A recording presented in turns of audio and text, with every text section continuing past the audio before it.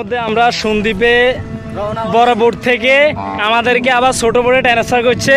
আমরা বড় বোট এলাকা থেকে 20 টাকা করে পাইনে আসি, কিন্তু আমি 20 টাকা করে দিল না, দুঃখ এটা না। আবার ছোট বোট আলাদা কি করছে, 20 টাকা করে নিয়ে আমগুলো ডাই খানের ভিতরে নামাই দিছে। সন্দ্বীপের মানুষগুলো আসলে ভাই অসাধারণ, তাদেরকে বলি আবার বাসা কিছু বলার নাই। তো আবার এখন আজকে আমরা অটো ঠিক করতে গেছি।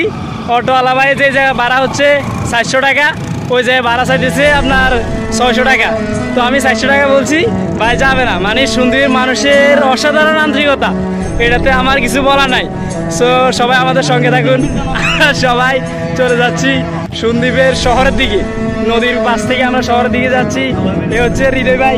হৃদয় ভাই আপনার অনুভূতি আপনি কিছু বলতে পারেন? বেশি কষ্ট হয়েছে না ভাইয়া?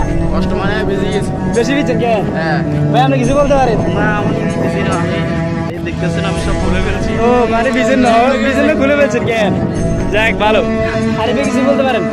একটু ব্যাগ বেশি গেছে। ব্যাগ ভিজে গেছেন কেন? যাক, কে কে ভিজে না। তো এই সবাই আমাদের সঙ্গে থাকেন। আল্লাহ হাফেজ।